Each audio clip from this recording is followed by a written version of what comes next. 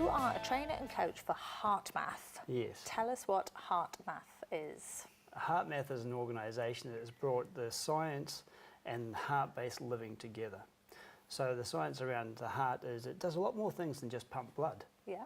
It actually has its own brain, and it sends information to our brain, more information up to the brain than the other way around. Right, so actually listening to your heart is really more important than listening to your head. Very much so. Psychologists say that 70% of our talk in our head is negative. Yeah. Yet from our heart, it's all positive. Oh, you know, interesting. I hadn't really thought about it that way. But yeah, you're not in your heart going, "Arr," usually. Well, heart's about passion. It's about things you enjoy doing. Yeah. It's not about, oh, this is not working for me. That's head engaging. Interesting. So how does HeartMath help us? HeartMath helps in the way that, A, we give you some science to understand what goes on and how our bodies work and how we function on a day-to-day basis. It looks at our emotions, and our emotions send information to our brain. And if we're in a negative emotional state, it sends a mixed message to the brain. It's kind of like driving a car. You've got your accelerator and you've got your brake. Right. And there's an autonomic nervous system that sends the information from the heart to the brain. And if we're in a negative state, we've got both feet on both pedals at the same time. Oh, right, yeah. So you're burning up energy, you're not thinking clearly, the engine's breaking down, the body's breaking down, the energy's not there, so you don't have the energy to get yourself through the day. And people know this because you have a stressful day at work, you get home, you're absolutely knackered and you just want to veg out. Yeah. But you've got all these things to do. Yeah. So we're constantly on this treadmill of negative emotion, driving and burning up all our energy. So how do we not have both feet on both pedals, like counterproductively? How do we not do that? It's all around our breathing. Right. Because when we're stressed, we tend to breathe very, very shallow. Yes. And that sends that message to our brain. When we slow our breathing down and regulate it, so we breathe in for the same amount of time in and out, as I breathe in, my sympathetic nervous system speeds up my heart rate. Yes. As I breathe out, it slows it down. Do you know, as you do that, you're actually controlling my breathing. Yeah. I actually felt that. And that's exactly what happens. And the neat thing about what we're doing here is I can teach 3 to 5 year olds these techniques. Yeah. And it's really useful for them, and I'll get back to that in a moment, about the Dunedin longitudinal study, as well as Navy SEALs and the Dutch police. Yeah. Many police forces are now using these techniques because they're in high stress situations all the time. So these people who are in a high stress situation, more high stress than just the normal everyday, are using breathing techniques so that they can recover more quickly, or what's the outcome? It's all about resilience. Most people talk about resilience as our ability to bounce back. Yes. What we teach is we teach you how to prepare for an event, regulate your emotions during the event, and then replenishing after the event. So we're actually maintaining a stable set of emotions throughout, even though we're highly stressed. Okay, so to use your driving analogy, it's a bit like keeping your fuel tank steady rather than letting it just plummet and then be driving around going, oh, I'm going to run out of fuel.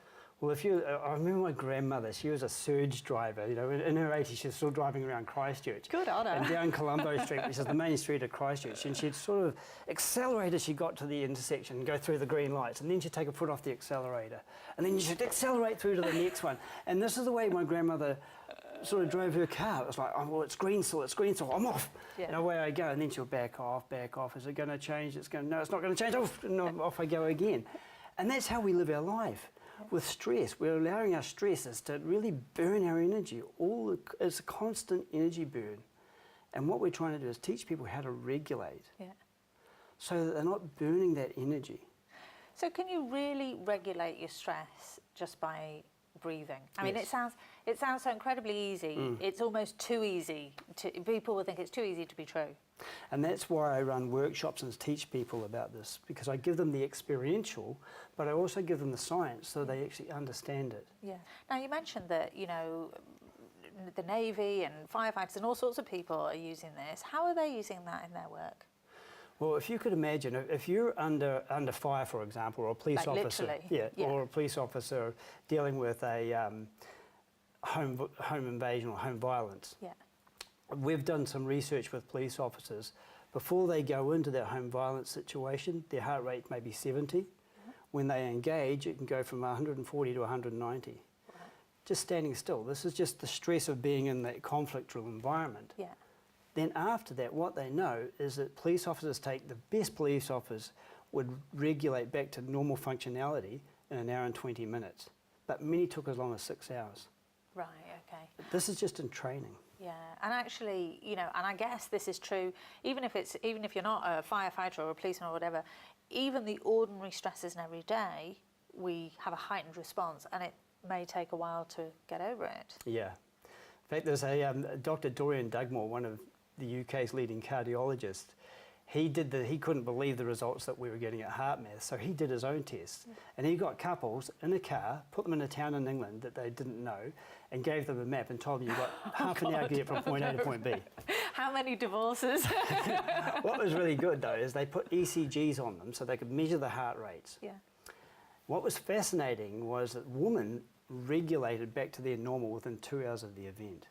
Right. Guys typically took more than 6 hours. Really? So this 6 hours seems to be the time it takes for a male to regulate and stabilise his emotions.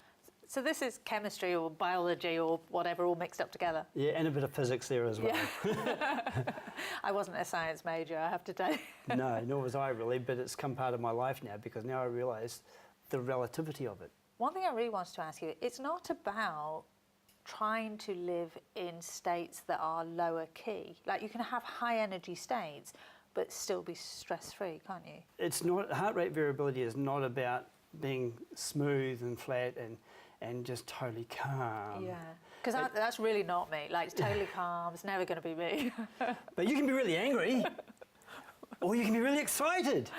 And they both have a similar heart rate, you know, that pumps the blood through. Yeah. But one of them's pumping DHEA and oxytocin, and the other one's pumping through cortisol, depending on their emotional state. And so tell me, what are you excited about right now? I'm excited about the youth of today. I think they are fantastic. There's just some great things happening amongst the youth today.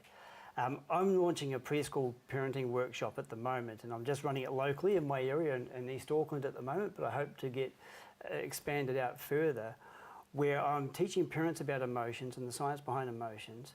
And we also have an online book for 3 to 5 year olds, teaching children how to learn about emotions, emotional languages, and recognising emotions. And just getting into it much younger, that's basically it. Well, there's a Dunedin longitudinal study, which is world famous.